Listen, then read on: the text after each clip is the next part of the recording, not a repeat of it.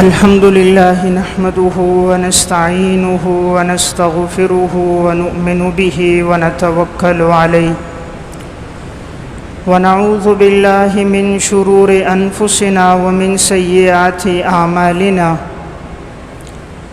من يهده الله فلا مضل له ومن يضلله فلا هادي له وأشهد أن لا إله إلا الله وحده لا شريك له وأشهد أن محمدًا عبده ورسوله أما بعد فأعوذ بالله من الشيطان الرجيم بسم الله الرحمن الرحيم يا أيها الناس اتقوا ربكم الذي خلقكم من نفس واحدة وخلق منها زوجها وبث منهما رجالا كثيرا ونساء واتقوا الله الذي تساءلون به والأرحام إن الله كان عليكم رقيبا وقال الله تبارك وتعالى في مقام آخر ومن آياته أن خلق لكم من أنفسكم أزواجا لتسكنوا إليها وجعل بينكم مودة ورحمة إن في ذلك لآيات لقوم يتفكرون وقال النبي صلى الله عليه وسلم أبغض الحلال إلى الله تعالى الطلاق وقال النبي صلى الله عليه وسلم ثلاث جدهن جد وهزلهن جد النكاح والطلاق والرجعة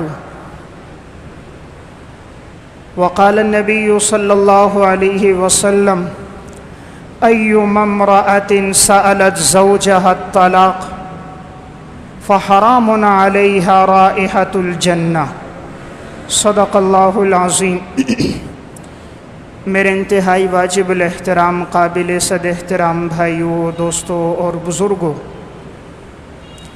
میں نے آپ کے سامنے دو آیات کریمہ اور نبی اکرم صلی اللہ علیہ وسلم کے ارشادات میں سے چند حدیثیں پڑھی ہیں۔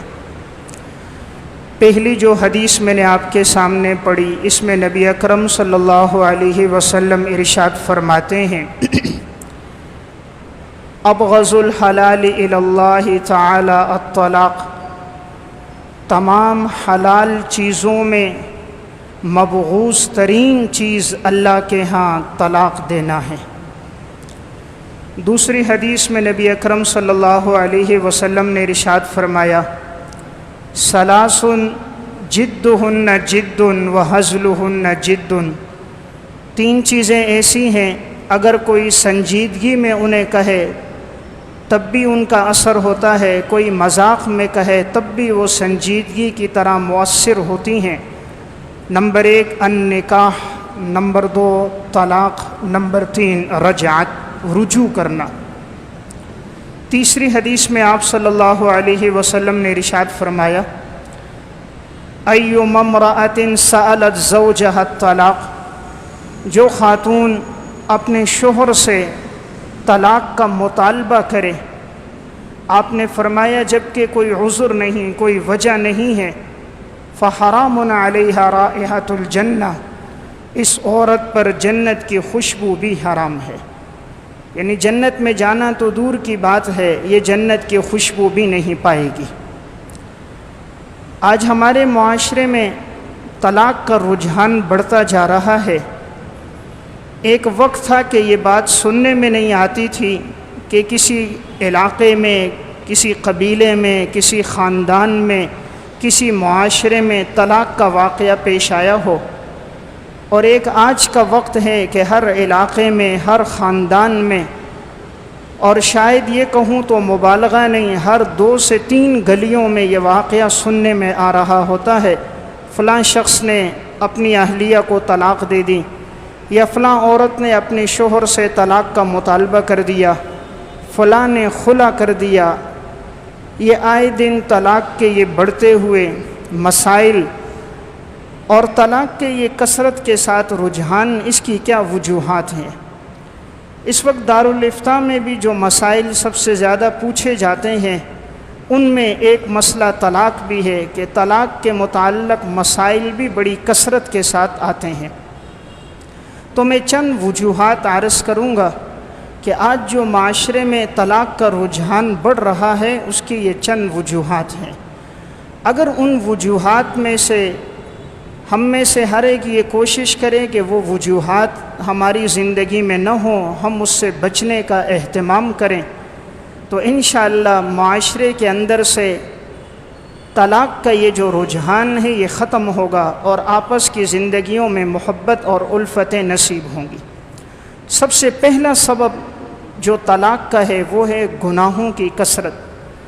جس معاشرے میں گناہ بڑھ جاتے ہیں، جس گھر اور قبیلے اور خاندان میں نافرمانیاں بڑھ جاتی ہیں، جہاں میاں بیوی کے آپس کی زندگی کے اندر، نجی زندگی کے اندر بھی، خاندانی امور سے متعلق زندگی میں بھی، گھریلو اور باہر کی زندگی میں بھی جب اللہ کی نافرمانیاں آ جاتی ہیں تو پھر نوبت طلاق تک پہنچ جاتی ہے۔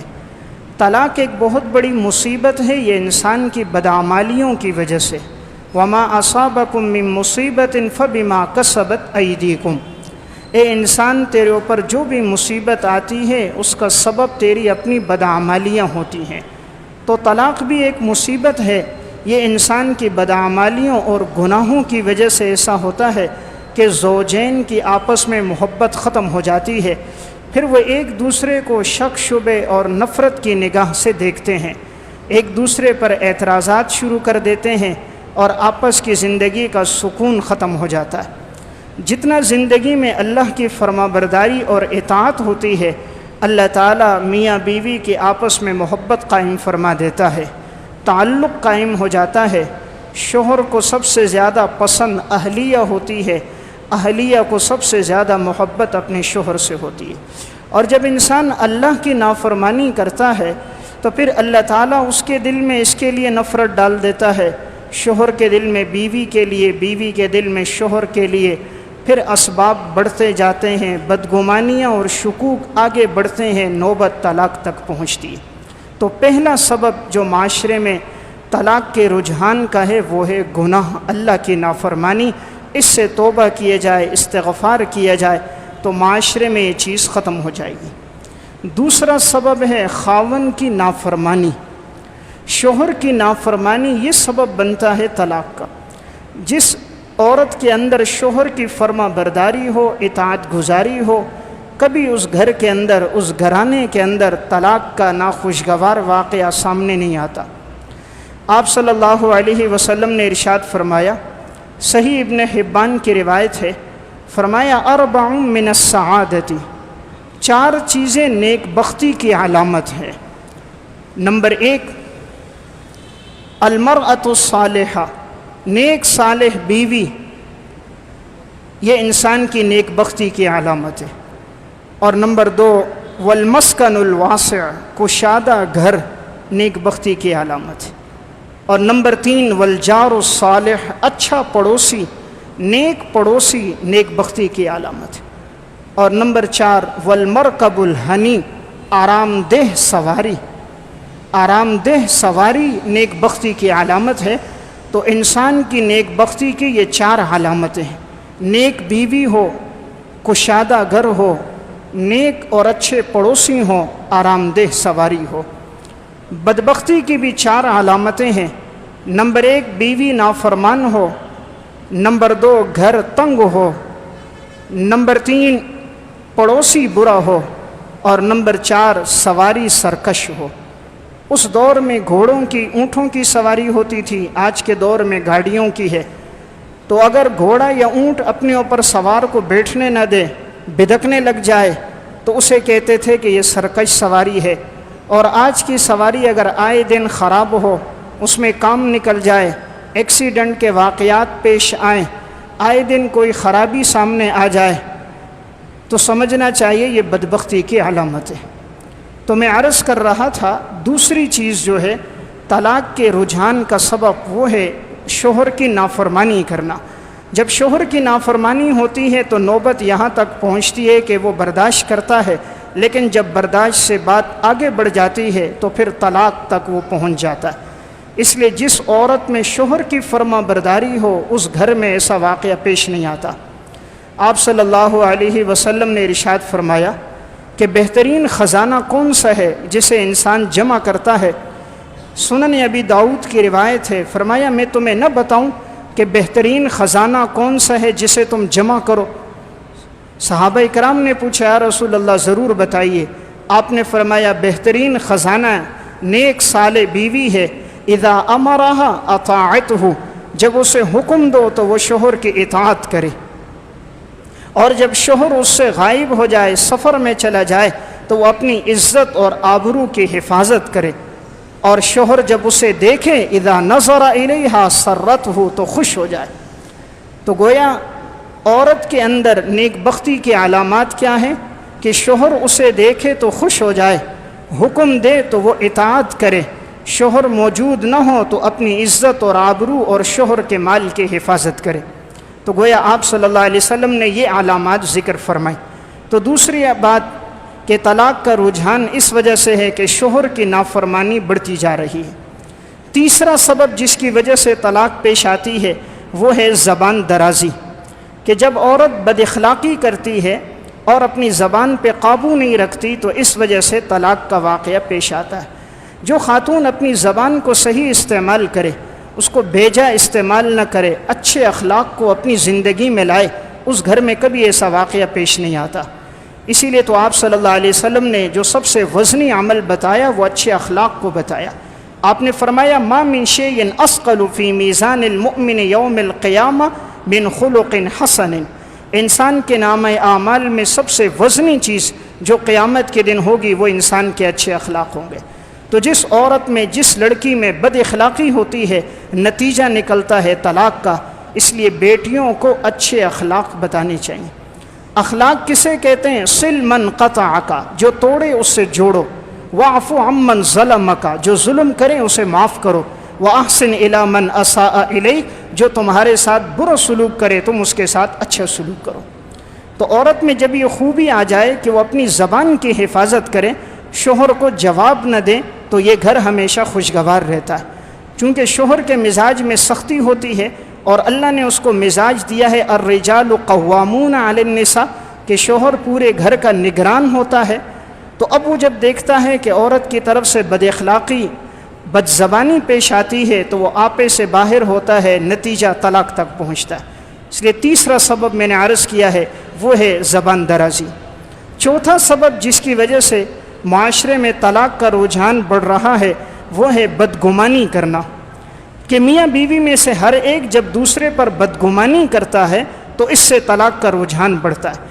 اب شوہر بیوی کے بارے میں ہر وقت یہ نگاہ رکھے کہ اس کا کسی سے تعلق ہے، چھوٹی چھوٹی باتوں پہ شکوک شبہات اس کے بارے میں قائم کرنا شروع کر دے، اور بیوی اپنے شوہر پر نگاہ رکھے، واپس آیا تو موبائل دیکھی، کہیں راستے میں نگاہ اٹھا لی تو پوچھا تم کس کی طرف دیکھ رہے تھے، کسی کا فون آ گیا تو بدگمانی، کس سے بات کر رہے تھے۔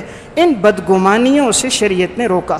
یا ایھا الذین آمنوا اجتنبوا کثیرا من الظن ان بعض الظن اسم ولا تجسسوا، اے ایمان والو بدگمانی سے بچو، اس لیے کہ بعض بدگمانیاں گناہ ہوتی ہیں۔ ایاکم والظن فإن الظن اکذب الحدیث، بدگمانی سے بچو اس لیے کہ تمام باتوں میں سب سے جھوٹی بات بدگمانی ہے۔ تو ایک سبب جو معاشرے میں طلاق کا بڑھتا ہے وہ میاں بیوی کا آپس میں بدگمانی قائم کرنا، اس وجہ سے طلاق کا رجحان ہوتا ہے۔ نمبر 5، پانچواں سبب ہے طلاق کا مردانگی کا بیجا اظہار کرنا، کہ اللہ تعالیٰ نے مرد کو فوقیت دی ہے، قوت دی ہے، اب وہ عورت پر اپنی طاقت کا اظہار کرتا ہے بلا وجہ، بغیر کسی وجہ کے مار رہا ہے، پیٹ رہا ہے، برا بلا کہہ رہا ہے، تانے کس رہا ہے، گالم گلوچ دے رہا ہے، اس سے نوبت طلاق تک پہنچتی ہے۔ اللہ نے مرد کو اگر مردانگی دی ہے، اس کا مقصد صرف گھریلو امور میں نگرانی کرنا ہے، بچوں کی اچھی تربیت کرنی ہے، اسے بیجا اور غلط استعمال نہیں کرنا۔ اسی لیے آپ صلی اللہ علیہ وسلم نے ارشاد فرمایا واتقوا اللہ فی النساء، عورتوں کے معاملے میں اللہ سے ڈرو، کہ انہیں کوئی تکلیف نہ پہنچاؤ، اس معاملے میں اللہ سے ڈرو، یہ اللہ کی بندیاں ہیں، اور تمہارے پاس آئی ہیں ایک کلمے پر، نکاح کے ایک بول پر انہوں نے اپنے ماں باپ کو، رشتہ داروں کو، عزیز و اقارب کو چھوڑا، اس لیے فرمایا ان سے اچھا سلوک کرو۔ چھٹی وجہ جو ہوتی ہے طلاق کی وہ ہے ہر وقت ڈانٹ ڈپٹ کرنا، ملامت کرنا۔ جب مزاج یہ بن جائے میاں بیوی کا کہ ہر وقت ملامت ہے، ہر وقت طعن و تشنیع ہے، تو پھر اس گھر میں سکون نہیں آتا۔ سکون چاہیے تو طعنوں سے بچنا ہوگا۔ اسی لیے آپ صلی اللہ علیہ وسلم نے فرمایا لیس المؤمن بالطعان ولا باللعان ولا الفاحش ولا البذی، مومن آدمی کسی پر طعنے نہیں دیتا، مومن آدمی بیہودہ گفتگو نہیں کرتا، مومن آدمی بد زبانی نہیں کرتا، مومن اس سے بچتا ہے، وہ کسی پہ لان تان نہیں کرتا۔ اس لیے طعنوں سے بچنا چاہیے، بدگمانی سے بچنا چاہیے، تو طلاق تک نوبت نہیں پہنچتی۔ طلاق کے اسباب میں سے ایک سبب ہے 7واں بخل اور کنجوسی کرنا، کہ جب شوہر اپنی بیوی کا حق مالی طور پر اسے نہیں دیتا اور ایک ایک روپیہ بڑی باس پرس کے پاس دے رہا ہوتا ہے، ایک ایک روپے کا حساب مانگ رہا ہوتا ہے، تو پھر گھریلو زندگی خوشگوار نہیں ہوتی۔ اسے گھریلو خرچ کے ساتھ ساتھ کچھ خرچ الگ سے بھی دیا جائے جو اس کی ذاتی ضروریات میں وہ استعمال کر سکے۔ عموماً ایسا ہوتا ہے کہ مرد اپنی دعوتوں میں ہزاروں روپے استعمال کرتے ہیں، اپنی پسند کی چیزیں ہزاروں روپے میں خریدتے ہیں، ایک ایک دعوت میں ہزاروں لگا لیتے ہیں، اپنے لباس، اپنی جوتیاں، اپنی گاڑیوں پہ ہزاروں لگے گا۔ گھر والی اگر مانگے گی تو پھر اسے گن گن کر دیں گے، اور پھر ان گنے ہوئے پیسوں کا بھی حساب لیا جائے گا۔ اس وجہ سے آپس میں نوبت طلاق تک پہنچ جاتی ہے کہ جب انسان بخل پہ زندگی لاتا ہے۔ اس لیے بہترین انسان وہ ہے جو اپنے گھر والوں کے ساتھ اچھا ہو۔ آپ صلی اللہ علیہ وسلم نے ارشاد فرمایا خیرکم خیرکم لنسائہم وانا خیرکم لنسائہ، اور ایک روایت میں خیرکم خیرکم لأہلہ وانا خیرکم لأہلی، تم میں بہترین انسان وہ ہے جو اپنے گھر والوں کے ساتھ اچھا ہو، اور میں تم میں سب سے بہترین ہوں کہ میں اپنے گھر والوں کے ساتھ اچھا ہوں۔ اس لیے بخل سے بچا جائے۔ 8واں سبب ہے حقوق کی عدم ادائیگی، کہ جب شوہر اپنی بیوی کا حق ادا نہیں کرتا تو حقوق کی عدم ادائیگی کی وجہ سے نوبت طلاق تک پہنچ جاتی ہے۔ اس لیے شریعت نے دونوں کو حکم دیا کہ ایک دوسرے کے حقوق کی ادائیگی ہو۔ آپ صلی اللہ علیہ وسلم نے ارشاد فرمایا آپ نے فرمایا کہ اگر مرد اپنی گھر والی کو دعوت دے، اپنی حاجت کے لیے بلائے، اور وہ عورت تندور کے کنارے پر روٹیاں پکا رہی ہو، آپ نے فرمایا وہ روٹیوں کو چھوڑ دے، پہلے اپنے شوہر کے پاس آئے۔ اس سے اندازہ کیا جا سکتا ہے کہ شریعت نے مرد کے حقوق کی کتنی رعایت رکھی ہے۔ اب تندور کے کنارے پر روٹی پکنے میں کتنا ٹائم لگتا ہے؟ 1 منٹ، 1.25 منٹ لگے گا، اس سے زیادہ نہیں ہوگا۔ گویا شریعت نے اسے اتنے انتظار کی بھی مہلت نہیں دی کہ تم اتنا انتظار بھی نہ کرو کہ روٹی پک جائے۔ روٹی جلتی ہے، جل جائے، شوہر کا دل نہ ٹوٹے، اسے تکلیف نہ پہنچے، تاکہ گھریلو زندگی خوشگوار ہو جائے۔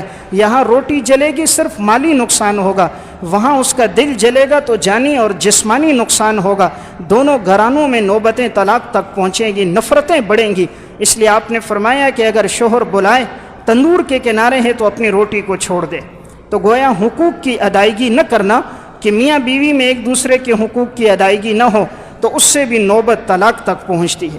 طلاق کے اسباب میں سے ایک سبب ہے 10واں، 9واں سبب ہے طلاق کا مطالبہ کرنا۔ عموماً ایسا ہوتا ہے کہ عورت خود مطالبہ کرتی ہے مجھے طلاق دے دو۔ حدیث میں بڑے سخت الفاظ میں وعید ہے۔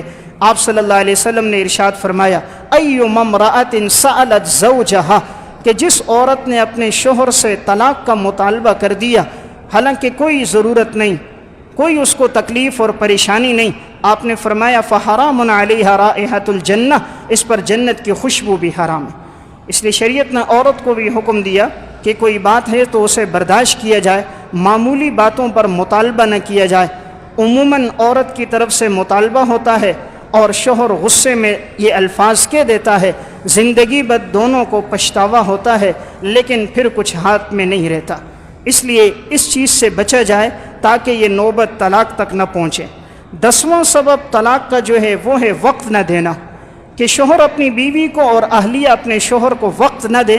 تو جب یہ وقت نہ دینا، یہ سبب بھی طلاق کے لیے ہوتا ہے۔ عموماً دیکھا یہ گیا ہے کہ مرد اپنے دوستوں کو بہت وقت دیتے ہیں، گھنٹوں دعوتوں میں گپ شپ میں گزر جاتے ہیں، آج کل گھنٹوں وقت موبائل میں لگ جاتا ہے، لیکن عورت کو دینے کے لیے وقت نہیں ہوتا۔ تو جب وقت کی عدم ادائیگی ہوتی ہے دونوں کی طرف سے تو نوبت طلاق تک پہنچتی ہے۔ عورت صبح سے شام تک انتظار میں رہتی ہے کہ میرا شوہر آئے گا، مجھ سے چند باتیں کرے گا، کچھ میری بات سنے گا۔ اب وہ گھر لوٹے نہیں، اور اگر لوٹے تو موبائل میں ہو، یا لوٹے تو فوراً ہی سو جائے، تو وقت نہ دینے کی وجہ سے بھی نوبت طلاق تک پہنچتی ہے۔ 11واں سبب جس کی وجہ سے معاشرے میں طلاق کا رجحان بڑھ رہا ہے وہ ہے گھر والی کے رشتہ داروں کو اہمیت نہ دینا۔ عموماً یہ ہوتا ہے کہ مرد چاہتا ہے کہ میرے رشتہ داروں کو اہمیت دی جائے، مرد کے اگر والدین ہیں، ساس سسر جو عورت کے، اسے اہمیت ہو، میرا بھائی آئے، چچا آئے، پھوپھی آئے، خالہ آئے، بہنیں آئیں، اسے تو اہمیت دی جاتی ہے۔ اور اگر بیوی کے سسرال میں کے رشتہ داروں میں سے کوئی آ جائے، بیوی کی والدہ یا والد آ جائے جو اس کے سسر ہیں، یا ان کے بھائیوں میں سے رشتہ داروں میں سے کوئی آئے، تو مرد اسے وقت دینے کے لیے تیار نہیں ہوتا، اور اگر وقت دے بھی تو ان کا اکرام نہیں کرتا۔ جیسے وہ اپنے رشتہ داروں کا اکرام کر رہا ہوتا ہے، اس طرح وہ ان کا اکرام نہیں کرتا۔ اس سے نفرت کے بیج بڑھتے ہیں اور نوبت طلاق تک پہنچتی ہے۔ اگر وہ دونوں کو ایک زاویے سے دیکھیں کہ جس طرح میرے والدین کا ایک مقام اور مرتبہ، ان کا مقام بھی والدین کے بمنزلہ ہے کہ جس نے اپنی لخت جگر میرے نکاح میں دی ہے، تو جب ان حقوق کی رعایت ہوگی، ان کے ساتھ سلوک اچھا ہوگا، تو نوبت طلاق تک نہیں پہنچ